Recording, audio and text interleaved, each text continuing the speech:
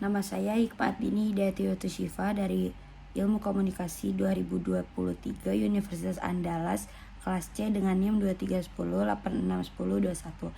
Saya ingin menjelaskan mengenai kebenaran dan perlunya hukum akal untuk memenuhi tugas dasar-dasar logika.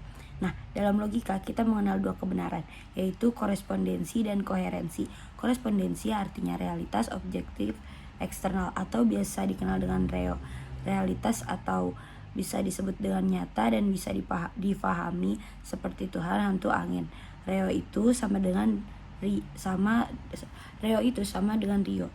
yang artinya realitas internal dan objektif. Maksudnya semua yang ada dalam pikiran kita seperti ide-ide, konsep, pengetahuan. Jadi intinya kebenaran adalah apa yang ada di luar sana atau realitas objek itu sama dengan dalam pikiran kita yang disebut dengan kebenaran. Logika itu sederhana, cuman pernyataan benar atau salah. Ilmu logika adalah ilmu yang mengantarkan pada kebenaran. Nah, yang kedua ada koherensi, yang artinya antara teori satu dengan teori lainnya itu tidak saling bertentangan.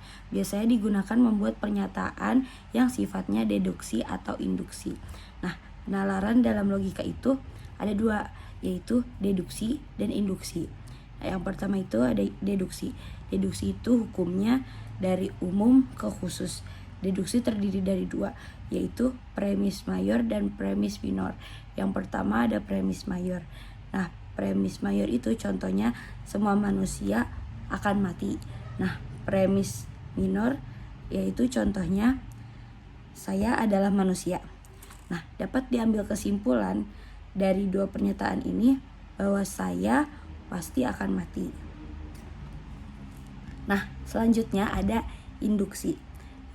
Induksi itu hukumnya dari khusus ke umum. Kalau yang tadi itu dari umum ke khusus, kalau yang sekarang dari khusus ke umum. Contohnya semua anak ilmu komunikasi pintar.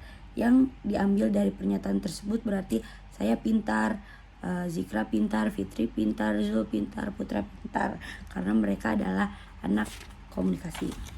Kita harus menggunakan asas-asas logika yang sangat fundamental atau mendasar. Dengan dasar-dasar inilah kita akan sampai dalam kebenaran. Dalam kebenaran yang pasti.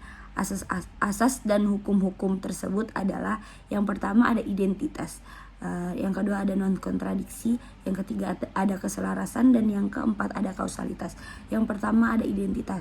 A sama dengan A, bahwa sesuatu itu sama dengan sesuatu itu. Nah, yang kedua itu ada non-kontradiksi. A tidak sama dengan A, bahwa A tidak sama dengan bukan A. Nah, yang ketiga itu ada keselarasan, yaitu A akan menjadi tetap A.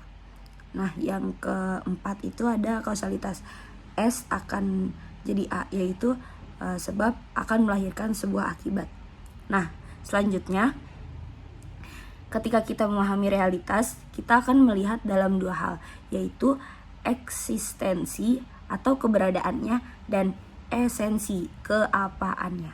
Nah, yang pertama ada eksistensi. Eksistensi yang terlihat terdiri dari tiga, yaitu mustahil adanya atau cuman di pikiran, yang kedua mungkin adanya, dan yang ketiga wajib adanya. Nah, selanjutnya itu kita ke esensi. Esensi itu terdiri dari dua, yaitu substansi, dan yang kedua itu aksiden. Yang pertama adalah substansi. Nah, substansi itu yang membentuk keapaan dari realitas, dan yang kedua itu aksiden, yaitu apa yang kelihatannya, apa yang terlihat. Nah, segitu saja penjelasan dari saya. Kurang lebihnya mohon maaf. Wassalamualaikum warahmatullahi wabarakatuh.